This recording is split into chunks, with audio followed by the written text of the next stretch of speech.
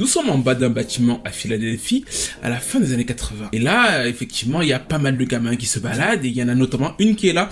Elle chante dans la peau d'un dealer de Matthew Stone. Qu'est-ce que je vais aller me faire chier à l'école? Pourtant, quand on la regarde, elle n'en a pas l'air. Elle a plutôt l'air bien soignée, bien sur elle, plutôt une enfant de bonne famille. Mais elle ne fait en plus pas que chanter du Matthew Stone. Si vous donnez un peu de farine, un peu de crêpes, ce genre de choses, la petite Alicia, du haut de ses 10-11 ans, est aussi capable de faire du 50 cent, c'est-à-dire qu'elle vous en vend. Alicia, comme vous l'aurez compris, est très précoce, mais elle est aussi têtue, elle est coriace. Ses parents viennent de divorcer, donc elle fait une crise d'adolescence. Et pendant ces années-là, elle a deux passions. La passion du chant, parce que c'est une American baby. Et de l'autre côté, la passion de la farine, du bédo. When I was 13, I started getting into dust, ecstasy, crystal. And it nearly cost her life. That was the night that I pretty much overdosed on everything. Personne n'aurait pu à ce moment-là s'imaginer dans les rues de Philadelphie que cette petite fille-là deviendrait la chanteuse qui a la seconde tournée la plus rentable de l'histoire, dans les tournées les plus rentables de l'histoire. Elle en a quand même deux, et l'une des chanteuses les plus populaires de sa génération. Personne, et surtout, même pas elle, malgré cet incroyable esprit de rébellion qui ne va jamais la quitter, des couloirs de vente de bédo à 10 ans, pendant que vous étiez à la récréation au primaire, au top des charts mondiaux.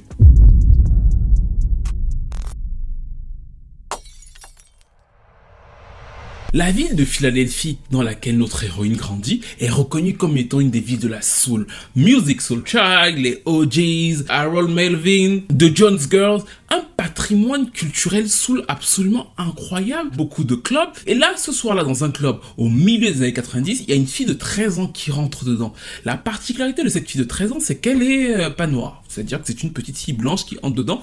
Et en fait, quand elle entre, la plupart des gens ne comprennent pas ce qu'elle fait là. En plus, il y a pas mal de gens qui prennent le micro, qui chantent, qui donnent ce qu'ils ont.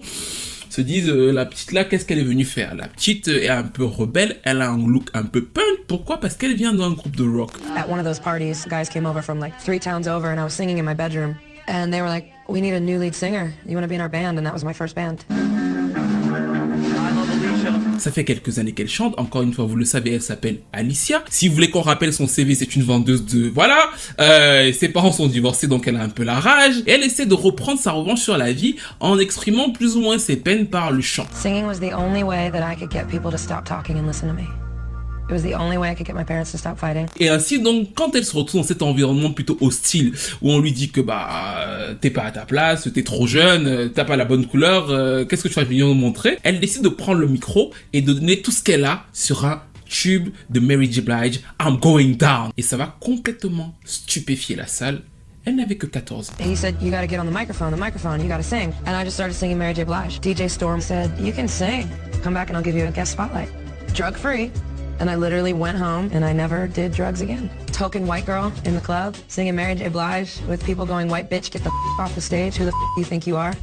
You know, in the hood. C'est l'une des premières victoires de la vie d'Alicia. Elle vient dans un territoire qui lui était pas du tout acquis. Elle avait pas le look, elle avait pas la bonne couleur et elle réussit à totalement s'y installer de telle sorte que quand elle revient dans le club, quand on la voit, on se dit ah, give you the vocals, cette espèce de soul, et elle se fait repérer finalement par plusieurs agents qui cherchent effectivement à former un nouveau groupe de R&B. On la met avec plusieurs autres chanteuses et elles vont former un groupe de R&B qui va s'appeler Choice.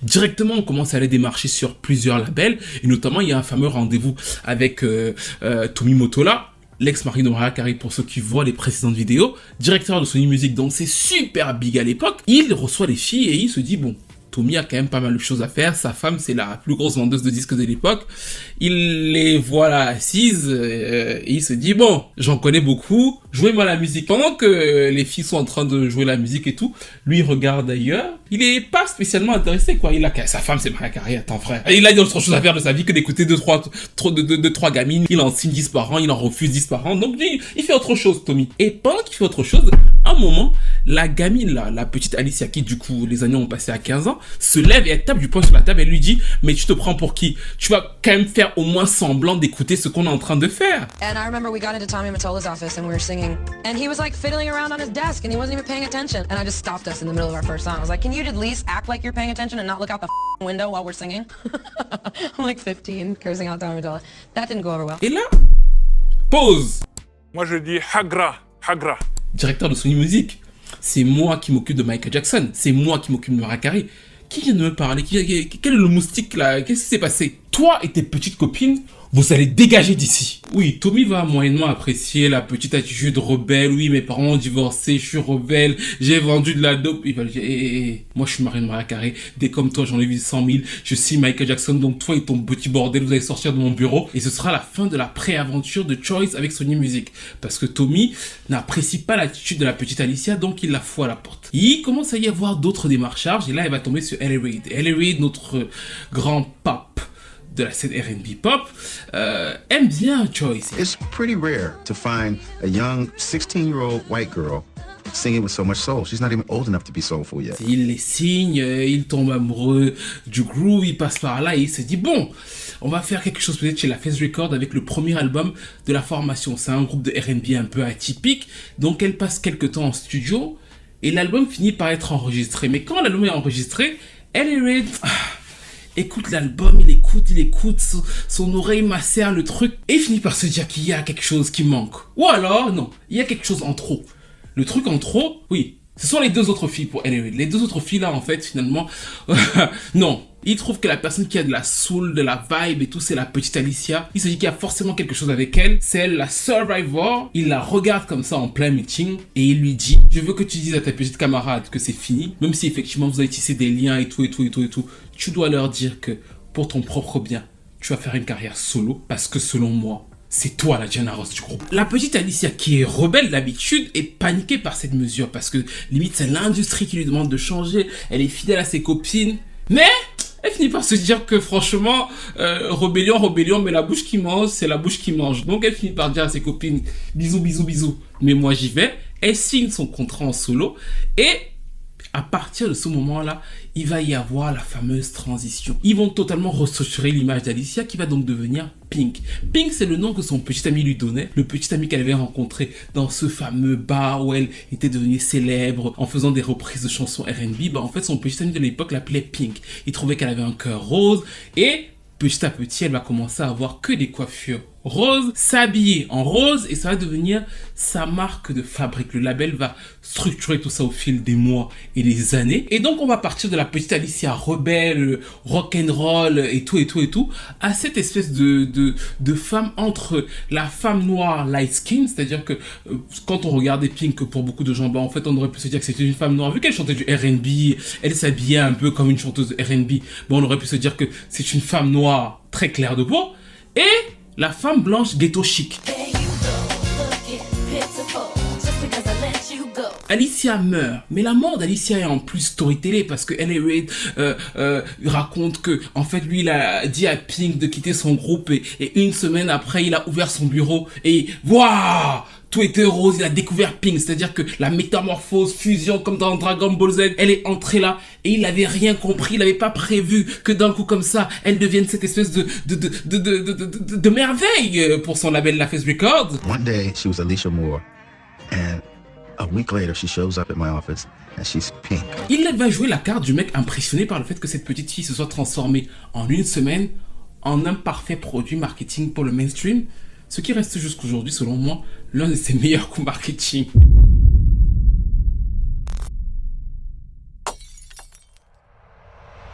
Et donc là, début des années 2000, Pink à l'image. Et je sais que ça peut vous paraître subtil comme ça, mais c'est très fin. C'est-à-dire que nous sommes aux États-Unis, vous le savez.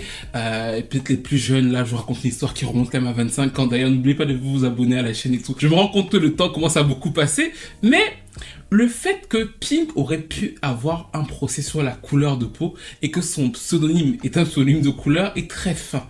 Parce que finalement, et c'est un débat qui dure jusqu'aujourd'hui, beaucoup d'Afro-Américains n'étaient pas sûrs que Pink était une femme light skin, c'est-à-dire qu'une femme noire, ou alors une femme blanche. Et cette ambiguïté-là, bien tenue, parce que ça te permet à la fois d'avoir le public afro-américain et d'avoir le grand public américain, va être établi rien qu'avec ce nom-là. Parce que dès que tu dis Pink, ça te renvoie du rose. T'es pas du white, machin là, ça vient après. Donc déjà, ça passe bien avec cette image-là que L.A. Reid a bien travaillé. Maintenant, deuxième étape, c'est le son. Et nous sommes, c'est La Face Record, et ils vont lui faire un album de La Face Record. On va appeler Diary Simons Babyface, pur produit de La Face Record, parce qu'elle sait chanter. Et le premier single s'appelle There You Go, titre R&B avec une petite vibe pop, très calibré pour les radios de l'époque.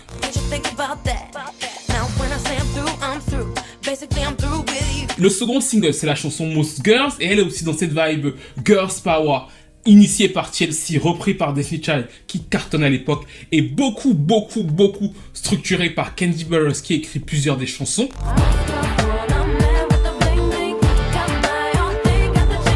Et justement, l'une de mes préférées de l'album, c'est You Make Me Sick, qui était le 3e single, où on retrouve effectivement Candy Burroughs à l'écriture, et je trouve que le titre que vous allez écouter tout de suite aurait très bien pu être chanté par les TLC et même les Destiny Child, parce que Candy, qui est donc la Candy de Escape, a écrit No Scrub. Et elle a aussi écrit Bills pour les Destiny Child.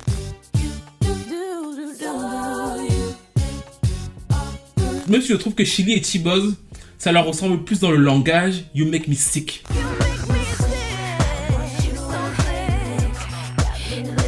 Comme vous le savez, la petite sait chanter, elle a plutôt un bel accueil critique et en plus, lors des performances, elle montre qu'elle sait performer. On se souvient encore de sa prestation iconique avec Usher et Maya pour rendre hommage à Janet Jackson. Elle est plutôt très bien accueillie par le public afro-américain et à l'époque, il y a cette fameuse histoire de trinité de la pop, à savoir Britney Spears, Aguilera et Pink, c'est la 3e et c'est l'outsider, c'est celle qu'on ne regarde pas trop, en même temps on la regarde, on sait qu'elle est là, elle n'est pas là, enfin, c'est la 3e quoi, c'est...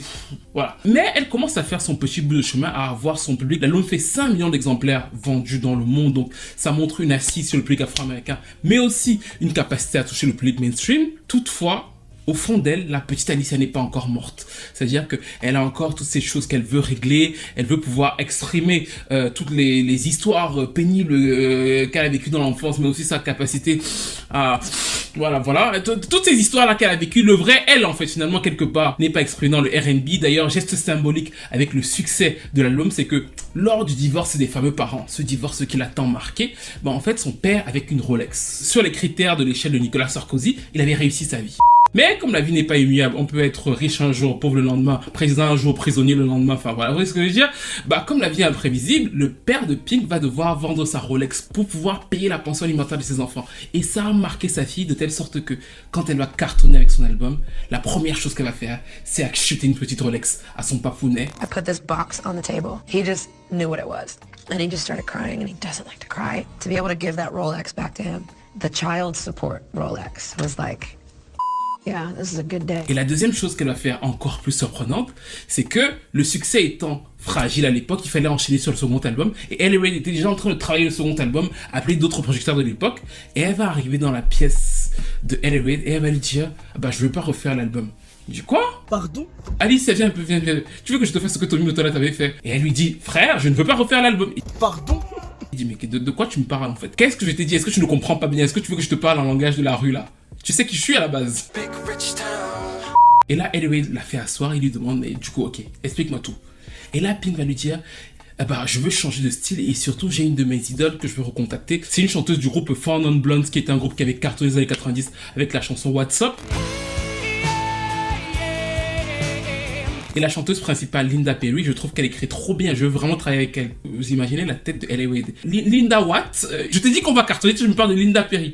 Et Pink va insister pour commencer à travailler son second album avec Linda Perry. Pink va finalement gagner la partie et donc aller chercher Linda Perry pour faire ce second album. Et si on reprend l'écosystème de l'époque, Britney Spears c'est un peu pour sa transition plus adulte, le côté sexuel mais soft, parce qu'il y a ce truc où elle a une très grosse audience, c'est la plus grosse vendeuse des trois, donc du coup c'est sexy mais pas trop. Aguilera pour la réponse sera beaucoup plus trash, il faut se souvenir que Dirty est quasiment interdit de diffusion le clip aux États-Unis, c'est pour ça d'ailleurs que la chanson va flopper comme elle l'a floppé. Et Pink en fait va récupérer un créneau très malin parce qu'à l'époque il y a beaucoup de groupes pop rock qui marchent et Pink va reprendre cette image là à son compte, c'est-à-dire qu'une image plus punk, plus rock, beaucoup moins esthétique, ghetto chic qu'elle avait sur le premier album. Elle va récupérer ça, elle va aller avec Linda Perry, mais c'est-à-dire que le second album est ouvert par la chanson Get the Party Started qui a des sonorités un peu funk par-ci par là,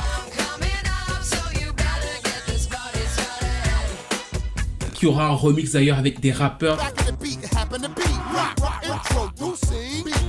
Ils font une transition plus douce, c'est-à-dire que si tu as aimé le premier album de Pink, tu peux très bien aimer Get the Party Started et en même temps un public plus rock, plus funk peut comprendre la chanson, c'est une transition. Et ensuite dans l'album, elle se livre beaucoup plus. On retrouve le personnage de la fille incomprise, d'où le titre Misunderstood. C'est une fille incomprise qui donc veut raconter l'histoire de sa vie. L'une des ballades les plus populaires de l'album, c'est Family Portrait, où elle revient justement sur ce divorce traumatisant qui a complètement changé sa vie. Et elle explique à quel point c'était difficile de vivre avec deux parents qui passaient leur journée à s'engueuler, s'insulter, enfin voilà.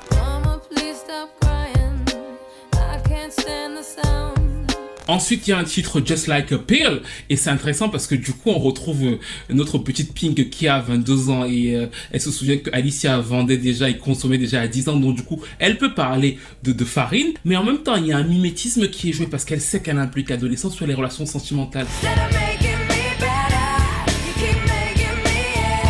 Just Like a Pill sera un des singles les plus forts de l'album vu que c'est une chanson pop avec quelques sonorités rock. Et ensuite, en troisième single, il y a la fameuse ballade Don't Let Me Get Me où elle clash L.A. Wade, où elle raconte justement que L.A. Wade m'a dit de ne pas sortir cet album-là. Et j'ai toujours trouvé cette chanson super intéressante parce que c'est Inception, c'est-à-dire que le titre sort donc sur le label de L.A. Wade, promu par L.A. Wade, et en fait finalement c'est un format de L.A. Wade. Pourquoi? Parce que c'est produit par Dallas Austin. Dallas Austin est l'un des producteurs phares de la Face Records, c'est-à-dire que c'est le gars que tu retrouves sur quasiment tous les albums de Chelsea, et c'est finalement un titre que L.A. Wade aurait pu faire sortir à Pink, même si en fait, elle ne faisait pas cet album rock, en fait. C'est-à-dire que c'est un titre au format de L.A. Wade sur lequel elle le clash et qui serait une des ballades les plus populaires de l'album. Et en plus, il va nous faire le coup de « Oh mon Dieu, je ne voulais pas cet album, j'étais tellement surpris. » Mais bon, je l'ai promu. Ils nous avons fait les 10 millions de ventes. C'est nous. Et vous l'aurez compris, 10 millions de ventes, c'est ouf. Parce que, autant au début, elle était derrière Britney et Aguilera qui avaient fait 20 et 15 millions sur leurs premiers albums. Elle était derrière au début. Mais sur les deuxièmes albums, elle revient les rejoindre, voire elle les dépasse sur certains points. Et elle devient donc un personnage à part, mais aussi très fort de la scène mainstream.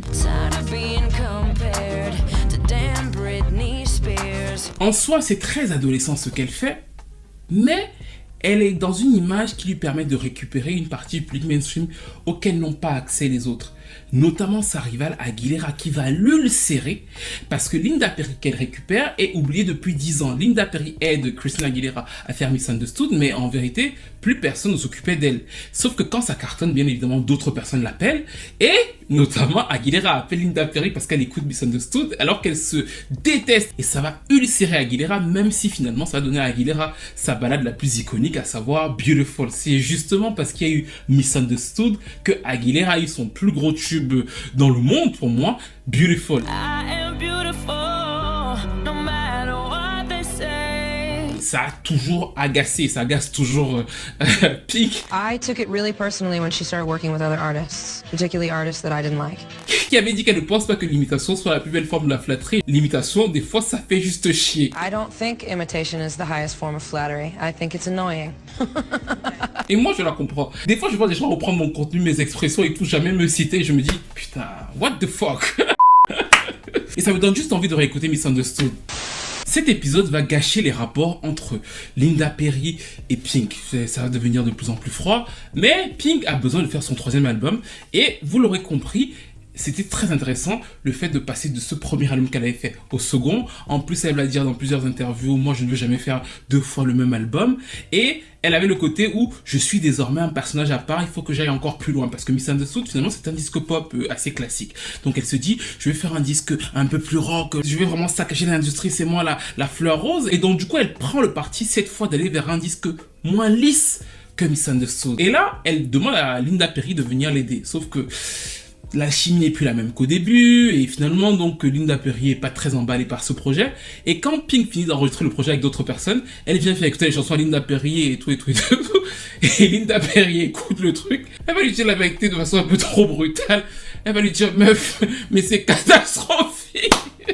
Comment tu as même pu oser penser à sortir ce genre de chanson? Alicia showed up one day and she's playing me all these songs. What is this? Are you kidding me?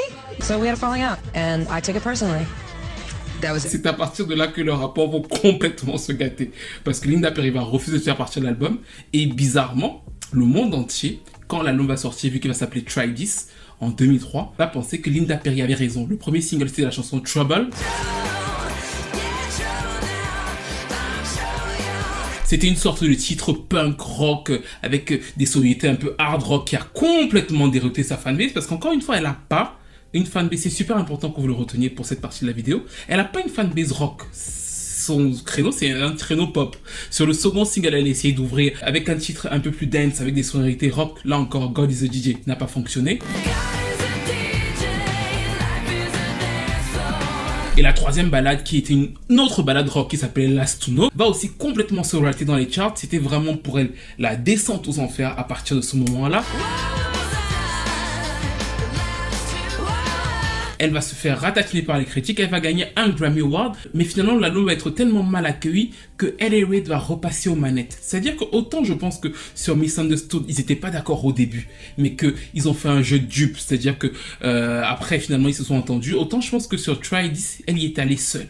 Et quand ça s'est planté seul, ils se sont reconstitués, ils ont repensé le schéma pour le troisième album de Pink, ce qui va être sa renaissance, à savoir I'm Not Dead, lancé par le single Stupid Girl.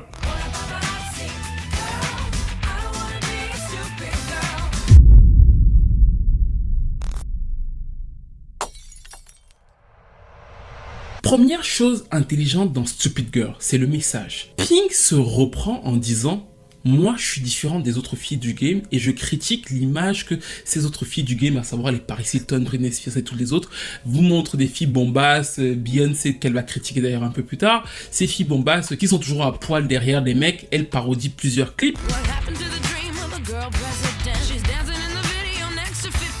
Et vous savez que jusqu'aujourd'hui, il y a encore des polémiques récentes autour de Stupid Girl parce que le fait qu'une chanteuse pop vienne critiquer d'autres femmes, ça ne passe pas du tout. Sauf que à l'époque, c'est très intelligent de sa part parce que finalement, elle se met en porte-à-faux. Elle réaffirme que mon image, finalement, moi je suis différente, je suis la rebelle. Regardez tous les autres là, ils jouent sur leur sex appeal. Les femmes ont autre chose à apporter que ça. Mais le fait que ce soit une autre femme qui le dise en se foutant de leur gueule, ça passait comme si elle était ce qu'on dirait aujourd'hui une sorte de pick-me. Voilà, c'est le terme qu'elles emploient pour critiquer Pink aujourd'hui, que c'est une pick-me. Toutefois, au niveau de l'image, vous aurez compris, ça lui permet de se replacer en disant encore une fois, je suis différente. Mais le deuxième point, c'est que musicalement, Stupid Girl, je trouve que c'est un parfait mélange entre le premier album de Pink et le second album de Pink. C'est-à-dire qu'il y a quelque chose de très R&B dans la chanson, avec un côté pop, des grosses guitares des fois pour faire un peu rock, mais finalement c'est un titre qui sonne très R&B pop. C'est-à-dire qu'elle revient aux formules originales, en disant bon, on va pas repartir, voilà, je suis rebelle, mais je sais quand même quel est le format du game. Et moi je pense que vu qu'elle avait travaillé encore avec elle à l'époque, ce n'est pas innocent le fait qu'on la ramène à ce format-là en lui disant récupère les fans un peu R&B, machin, pop là, récupère avec ce titre-là, qui est finalement très au format radiophonique. C'est pas non plus une énorme prise de risque par rapport à l'image qui est vendue. Et ça, c'est vraiment l'un des paradoxes de Pink. Finalement, quand vous écoutez Stupid Girl, c'est assez easy listening, même si finalement le message et le clip sont beaucoup plus en contre-coup, effectivement, de ce que propose l'industrie à l'époque.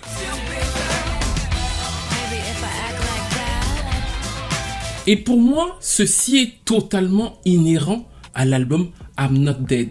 Je vais vous le dire tout de suite, je pense que I'm Not Dead est le meilleur album de Pink. Mais ça peut vous paraître totalement fou pour le fan R&B que je suis, parce que la plupart des fans R&B vous diraient que c'est Can't Take Me Home, que j'aime beaucoup. Mais je trouve que I'm Not Dead, c'est peut-être le plus abouti dans la formule de ce qu'elle est. Parce que finalement, elle a une image très anti-système pour finalement un son qui est très peu anti-système, mais qui est bien ficelé. Je m'explique, c'est-à-dire que dans I'm Not Dead, on retrouve Max Martin, Dr. Luke, qui produisent exactement les tubes de Britney Spears, de Christina Aguilera et surtout de Kelly Clarkson. Kelly Clarkson qui a cartonné avec ses deux premiers albums, notamment le second album Breakaway.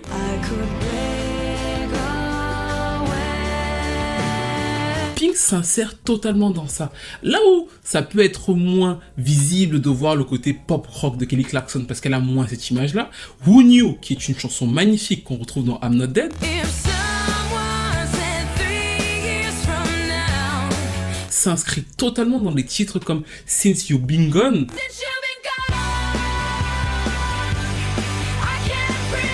et pareil pour des singles comme You Are In Your Hand, ou encore Leave Me Alone, I'm Lonely. Pour moi, I'm Not Dead, c'est en réalité l'album iconique de la carrière de Pink. Vous vous souvenez de ce qu'elle a dit au début? Elle a dit, franchement, pour chaque album, je veux me renouveler, et c'est un fait. Quand vous voyez les 4 premiers, à chaque fois, il y a quelque chose qui change. Mais sur I'm Not Dead, c'est une sorte de best-of de ce qu'elle a fait, de façon très améliorative. C'est-à-dire que le premier single, c'est cette espèce d'anthème, Stupid Girls, thème de société, rébellion, elle garde son personnage de la fille anti-système.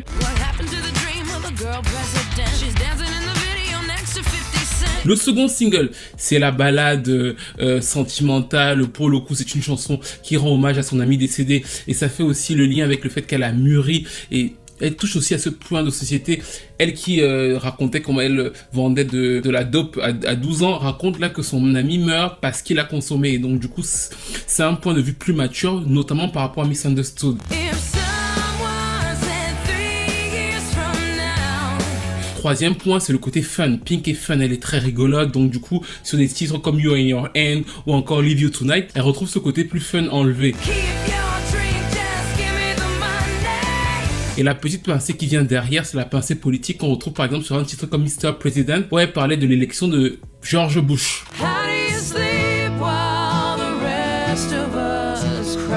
C'est un succès commercial parce qu'il fait plus de 7 millions d'exemplaires à sa sortie, mais c'est aussi selon moi l'album qui va la formater. Parce qu'à partir de ce moment-là, selon moi, elle ne va plus jamais, et c'est super intéressant dans sa carrière, même si ça fait quasiment donc 20 ans, et ça m'a frappé justement en faisant cette vidéo, changer de format. C'est-à-dire que l'idée de faire un album différent ne va plus revenir. Si vous reprenez tous les albums de Pink depuis 2006, on passe en 2008 quand elle revient 2 ans après le succès de I'm Not Dead, elle prend un premier single qui s'appelle So What.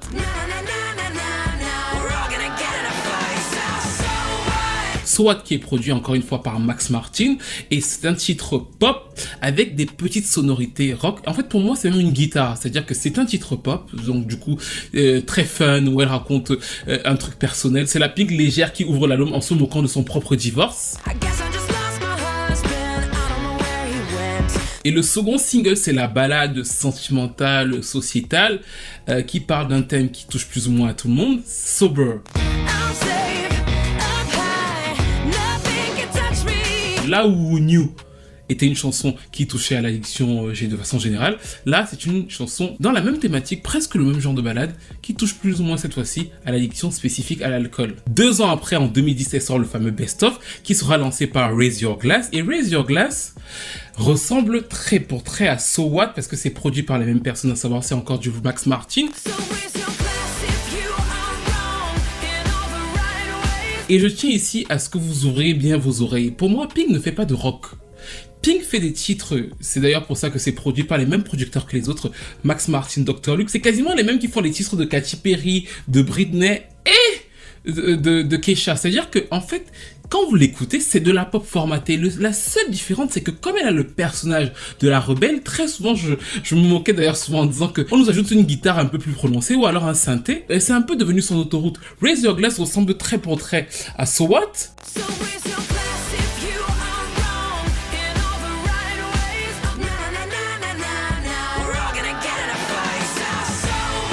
Et juste après, la balade d'après qui s'appelle Fucking Perfect revient sur le fait de se dire que la société ne t'accepte pas comme tu es. C'est la balade romantique, machin, machin, machin. Mais il faut que tu saches que quoi qu'il arrive, tu es putain de parfaite.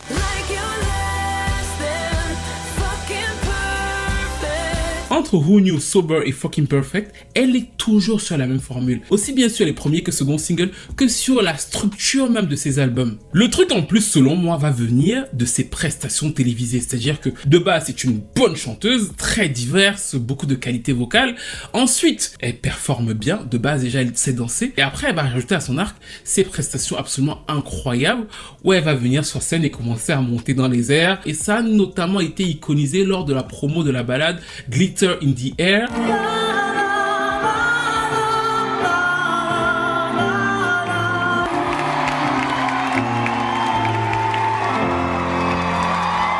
À partir de I'm Not Dead, elle a commencé à avoir cette espèce de public parallèle qui la suivaient, notamment dans des pays comme l'Australie. Les chiffres de Pink en Australie, faut les voir, c'est peut-être la plus grosse pop star de tous les temps en Australie. Elle a commencé à devenir une espèce de surreine. Quand je dis bien surreine, c'est-à-dire que les chiffres des pop stars que vous connaissez, vous, ne valent pas les chiffres de Pink en Australie. Pour eux, c'est comme un dieu. Ensuite, quand elle a rajouté à son arc ses prestations télévisées absolument ouf, elle a commencé à avoir un public très divers qui voulait venir à ses concerts. Parce que le gars qui écoute du rock sait que Pink c'est pas du rock, c'est clair pour lui. Mais Pink, elle est fun, elle a une attitude de punk et tout, et elle chante bien et elle peut te faire un super show en concert, donc tu vas être tenté d'aller la voir, donc tu vas payer ta place. La ménagère qui reste chez elle et qui écoute la radio a bien sûr les chansons de Pink dans la tête, parce que Pink en réalité est, selon moi, et ça va vous paraître ouf, plus forte que les autres et plein d'autres pop stars que vous connaissez en termes de format. Pour la simple bonne raison que, étant finalement sur un format pop ou alors pop rock très accessible au grand public, avec une image un peu rebelle, bah finalement elle n'est pas en train de jouer les super sexy gna gna gna, et en même temps elle est capable d'avoir des titres très accessible et encore plus accessible que ceux des pop stars de sa génération, parce que en 2010, Britney et Aguilera sont déjà dans les choux, mais c'est à ce moment-là que Pink prend encore plus d'ampleur parce qu'elle vend de fou ses dates de concert et elle confirme ce succès là en 2012 avec l'album de Truth About Love. Et le titre est produit avec Greg Kurstin qui travaille avec elle depuis pas mal de temps. Il a produit pour Sia, pour Lily Allen, mais quand vous écoutez la chanson, ça aurait très bien pu être sorti au niveau de la rythmique par les Maroon 5 à l'époque, juste que il y a un petit côté électropop et la guitare un peu rock pour montrer un peu l'attitude de Pink, mais finalement c'est un titre très au format de l'époque. Elle l'ouvre avec ça comme d'habitude, c'est la Pink Fun, c'est le format.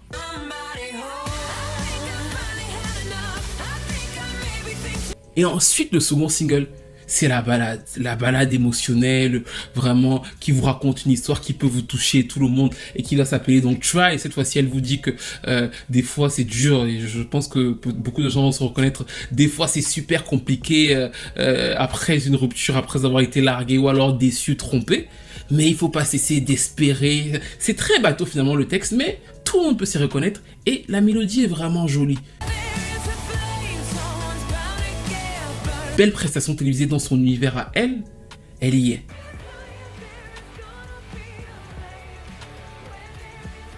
Mais dans cette ère spécifiquement, l'immense gros tube de l'album va être le troisième single, Just Give Me a Reason, avec Nick Red. Une balade romantique très simple, très accessible, qui va complètement exploser les chiffres et lui permettre avec cet album-là de faire plus de 8 millions d'exemplaires et d'être à ce moment-là la gagnante des années 2000. Parce qu'elle est partie de l'outsider, vous avez vu qu'elle a commencé à 4 millions. Quand elle fait 4 millions, Britney et Aguilera sont quasiment à 20 et 15 millions. Au début, elle est derrière toutes les deux. Et progressivement, pendant que les autres sont en train de chuter, elle devient la première parce qu'en 2012, en fait, elle fait quasiment les mêmes chiffres que les jeunes pop stars. Et elle dépasse même des chanteuses comme Beyoncé qui venait de sortir fort. C'est-à-dire qu'elle montre sur son créneau une constance qu'elle ne va jamais lâcher.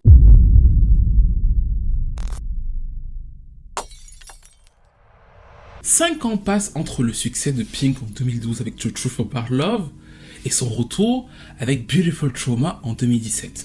Bien sûr, ça reste un personnage, elle prend toujours des prises de position en adéquation avec les autres, ces petites anecdotes sur le fait de s'être un peu clashée avec Madonna qu'elle adore, parce que pourtant elle a beaucoup chanté Madonna, elle a été beaucoup inspirée par Madonna quand elle était très jeune, et ça c'est important, ce petit truc là, parce que finalement, sous cette image de rock'n'roll, elle dit quand même que bon, moi j'aimais beaucoup Madonna, je veux être Madonna, et leur rencontre ne se passe pas bien, Madonna prend très mal une blague qu'elle lui fait, parce que elle rencontre Madonna et tout, et on lui demande sur le plateau télé, ah Madonna était en loge, tu as rencontré Madonna, comment tu t'es senti quand tu as rencontré Madonna? Et elle fait la blague en disant, ah mais la question que je me posais c'était de savoir comment Madonna se sentirait en me rencontrant moi. Madge n'a pas apprécié. Madge n'a pas apprécié du tout. I think that she tried to kind of play me on Regis and Kelly, and I'm not the one, so it didn't work out. What does that mean? She tried to play you. Well, it's just such a silly story because I fucking love Madonna, and Right. I love her no matter what. Like I still love her. I love her no matter what. Right. She was such an inspiration to me. But it sort of got twisted around that I was like fangirling and was dying to meet Madonna when in actuality she invited me into her dressing room. And so I just said a joke when Regis brought me out. He's like, "How does it feel to meet like I mean, I heard you're just falling over yourself backstage. How does it feel? I'm like, I thought she wanted to meet me. Didn't work. Oh, and that Didn't work out for us. so she took that personally. I wish you listen. I got a surprise for you. Madonna's here, and she's gonna fight you. You're gonna go 3 rounds, and it's gonna be great. Mais ça, vous voyez, quand tu aimes Pink, tu adores ce genre de truc. Les fans de Pink dans les commentaires vont dire que Madonna est folle et tout et tout et tout. C'est Pink, elle est anti-système. Pink, c'est aussi la meuf qui a dit non au Super Bowl. Pourquoi elle a dit non au Super Bowl? Parce qu'ils ont manqué de respect à son idole, Janet Jackson. Donc elle est toujours l'anti-système. Finalement, tu te dis, toutes les meufs là, elles vont au Super Bowl, elles sont pressées, mais Pink a dit non et elle a des raisons de dire non parce qu'elle est contre le système. Et donc, ce retour en 2017 est encore une fois bien ouvert et très réussi commercialement parce qu'elle ouvre sur une chanson qui s'appelle What About Us. C'est un titre pop avec des influences un peu électro et un petit truc, encore une fois. J'arrive pas à appeler ces guitares là rock, mais bon, ouais, ça y semble, ça y ressemble parce qu'en plus, pour le coup, c'était très inspiré selon moi d'une chanson de Coldplay qui s'appelle A Sky is Full of Stars. Pour moi, c'est le dernier très bon album de Coldplay, cet album-là. Et donc, du coup, si vous écoutez les deux chansons, elles se ressemblent beaucoup. C'était sorti, je crois, 3 ans avant. Et Pink reprend cette formule-là. Et là, encore, vous vous dites, oui, vous retrouvez la Pink qui va vous... What About Us, là, c'est une balade... Là, elle raconte plutôt quelque chose de sentimental, mais dans la manière, dans l'énergie qu'elle propulse, c'est la Pink fun qui revient vous englober les stades. La chanson va être un gros succès pour elle partout dans le monde parce que, encore une fois, l'une de ses forces, c'est qu'elle est seule sur ce créneau-là. Il y a quasiment personne qui ne peut aller la concurrencer dessus, même si, et c'est à partir de là qu'on voit quand même des petits signes d'essoufflement sur les ventes d'albums. Il y a moins d'euphorie autour de ces ventes d'albums. Et le second single qui s'appelle Beautiful Trauma est le petit frère, voilà, Beau Trauma. Vous comprenez que c'est le petit frère de Who Knew, qui était lui-même le grand frère de Sober, qui était lui-même le cousin germain de Fucking Perfect, qui était lui-même l'ancêtre petit frère de Try, qui est donc lui-même l'enfant illégitime de Beautiful Trauma. Elle garde sa formule. Alors cette fois-ci, c'est un poil plus rythmé sur Beautiful Trauma, mais les équipes qui le font sont toujours les équipes des mêmes pop stars que les autres. Max Martin, Shellback, ils y vont.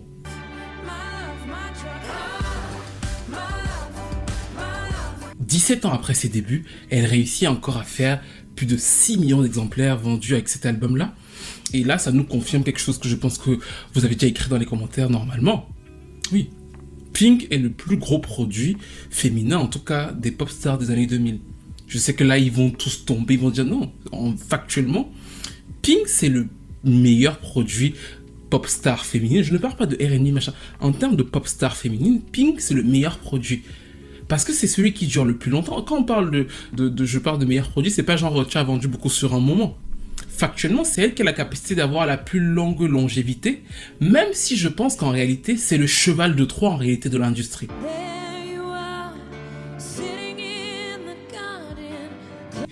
Et là, vous allez me regarder en disant que ce que je dis paraît paradoxal, mais pas du tout. En vérité, depuis 2017, Pink a sorti 2 albums. Le premier, It Hurts to Be Human, qui reprend encore selon moi les mêmes codes, même si je le trouve plus abouti que Beautiful Trauma. Je trouvais que Beautiful Trauma était un peu laconique. It Hurts to Be Human est pour moi beaucoup plus mélodieux, même le premier single Walk Me Home, j'avais beaucoup aimé. Encore une fois, c'est un titre pop avec des influences un peu rock par-ci par-là.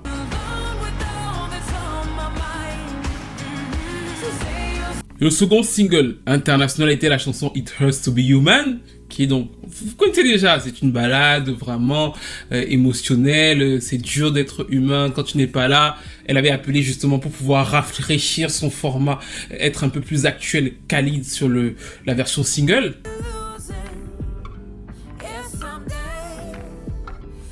Mais je trouvais que là où Truth About Love, en tout cas c'est pour moi, et Beautiful Trauma me semblait un peu plus pâle, là il y avait quelque chose d'un peu plus coloré dans cet album là, des chansons comme My Antics.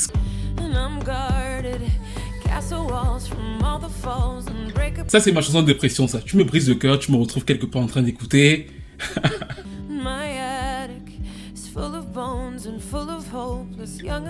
Mais en revenant sur notre sujet, c'est de la pop et je vais me dire peut-être pire, souvent c'est de la guimauve pop. Et la grande force de Pink selon moi, c'est que tout le personnage vendu ne peut pas faire penser que c'est un produit. C'est-à-dire que toute l'image qui a été produite et la femme qu'elle est sont tellement ancrées dans notre esprit qu'effectivement elle est l'anti-système. Si tu es anti-système, tu peux être un produit. Sauf que factuellement, dans ce que Pink exprime musicalement, on retrouve toujours le produit parfait de l'industrie musicale américaine. C'est-à-dire qu'au niveau des producteurs, des songwriters, du format dans lequel elle s'est insérée, dans lequel elle n'est plus jamais sortie depuis quasiment 20 ans, elle est sur la même ligne. Elle prend très rarement de risques. Je trouve que limite Aguilera a pris plus de risques à certains moments de sa carrière que Pink.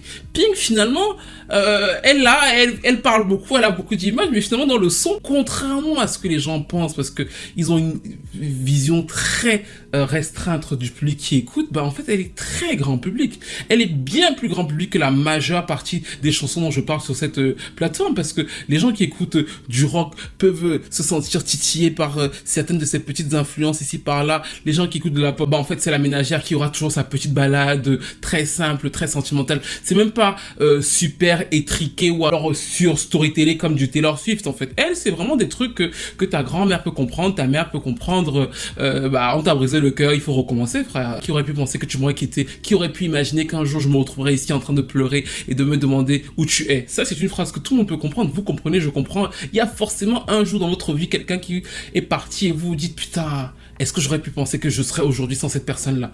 Elle est très forte.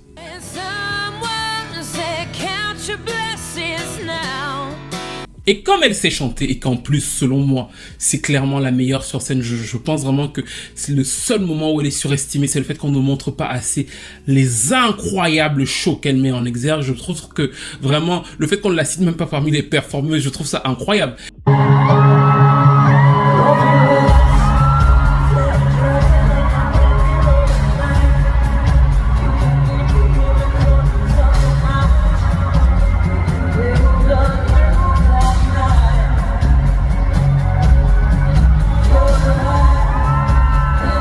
Mais ça, c'est parce que, encore une fois, on est dans une période de très mauvaise perception de la scène musicale, parce que comme elle ne s'adresse pas directement au public pop très calqué qu'on voit sur Internet, bah en fait, on a l'impression qu'elle n'existe pas. Alors qu'au contraire, je vous le dis, c'est la plus forte.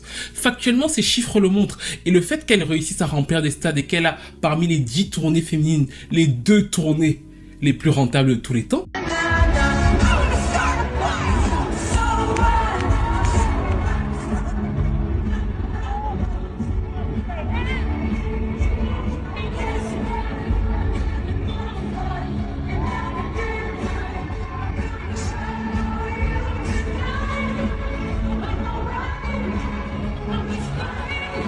quoi qu'on puisse dire au niveau des nombres de dates, la première tournée c'était Taylor Swift, la deuxième tournée c'est Pink, la troisième tournée c'est Beyoncé, et on retrouve encore Pink une deuxième fois dans le top 10, ça montre qu'en réalité elle a une solidité très ferme, même si le seul bémol pour moi de son format c'est qu'effectivement il rayonne parfaitement en opposition. C'est pour ça que de plus en plus ces chiffres s'affaisseront.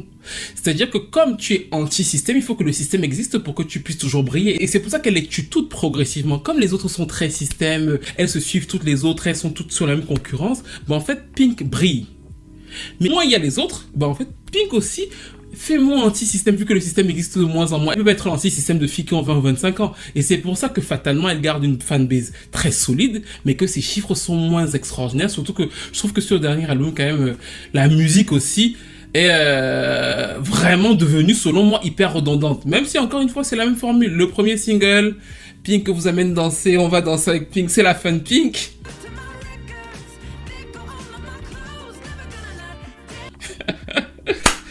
Et le second single, c'est la balade pop. Quand tu te sens seul, tu veux pleurer, voilà, là, elle est là. Et franchement, elle le fait bien. Quand je vois un album de Pink, moi, les premiers singles, j'aime en général très peu, mais je sais que la balade là, ouais, je sais que elle va m'émouvoir, elle va me faire quelque chose. Selon moi, au vu de son travail et encore une fois de ce qu'elle produit comme show, elle mérite tout son succès. Mais je reste quand même mitigé par rapport à sa discographie parce que je trouve qu'elle n'a pas la discographie. Et ça, c'est pas parce que j'aurais voulu qu'elle fasse du R&B. Moi, je suis totalement contre les personnes qui disent qu'elle aurait dû faire du R&B parce qu'ils l'auraient poursuivi pour appropriation culturelle. On les connaît. Pink aurait pourrait continuer à faire du R&B genre second album, troisième album.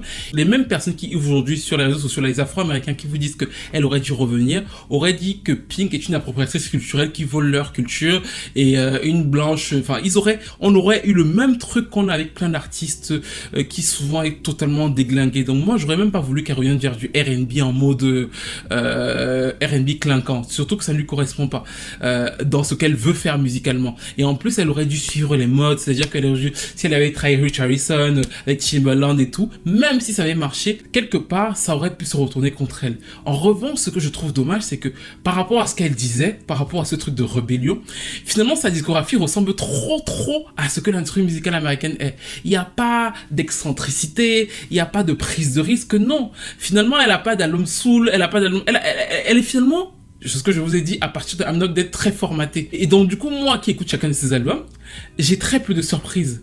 Et je trouve même que même dans les titres des albums, c'est-à-dire que je sais déjà que quand elle dit que Hurts to be Human, Beautiful Trauma, The Truth About Love, ces titres de l'album là sont des dérivés déjà de ce qu'il y avait dans I'm Not Dead. C'est-à-dire que Funhouse, c'est la Pink, on sait que c'est la Pink Fun quand même un peu plus en avant sur cet album là, mais c'est finalement le même album que le précédent en fait.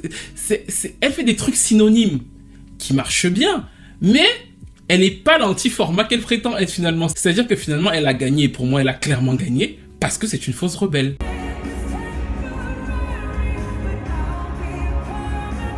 Bref, nous arrivons à la fin de cette analyse sur la carrière de Pink. N'hésitez pas à me dire ce que vous pensez d'elle, de la petite Alicia, de comment elle s'est découpillée pour devenir l'une des plus grosses pop stars de tous les temps. Et selon moi, je vous ai dit, en termes de pop star féminine, j'en retire Beyoncé qui est une icône différente pour moi. Je parle vraiment de ces concurrents de l'époque, là, Aguilera, Britney. Pour moi, Pink, c'est la plus réussie. Je vous ai expliqué pourquoi, comment, pourquoi aussi ma petite déception par rapport à moi, parce que finalement, je trouve que le format dans lequel elle fonctionnait, parce que je trouve que l'une des choses qui va aussi arriver progressivement là, c'est que il va falloir se renouveler, vu que le personnage de l'anti-rebelle va continuer sur les tournées, mais il va moins marcher sur les albums hors surprise sur certains titres. Il va falloir qu'elle se renouvelle pour pouvoir tenir sur une carrière adulte, et là j'espère qu'elle va faire des choses un peu différentes. Pourquoi pas un album country? Enfin, il y a plein de possibilités au vu du talent vocal qui est le sien et de sa facilité à s'insérer dans plein de choses différentes que j'espère qu'elle va exprimer. Mais dites-moi vous ce que vous pensez de la carrière de Pink. Est-ce que vous aurez voulu qu'elle reste en R&B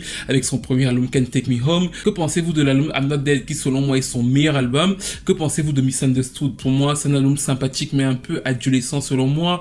Quel est le titre d'elle qui va le plus toucher? Que pensez-vous aussi de la formule dont je vous ai parlé, du fait que les singles, la manière dont elle structure ses singles selon les airs est toujours la même? Est-ce que vous l'aviez remarqué?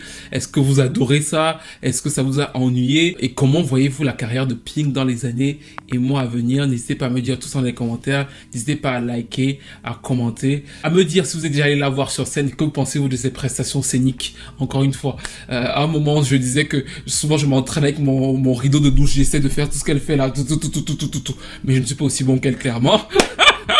Bref, dites-moi tout dans les commentaires. C'est un plaisir de vous retrouver en ce début d'année. N'hésitez pas à liker, à commenter, à partager, et on se retrouve très vite pour une nouvelle vidéo.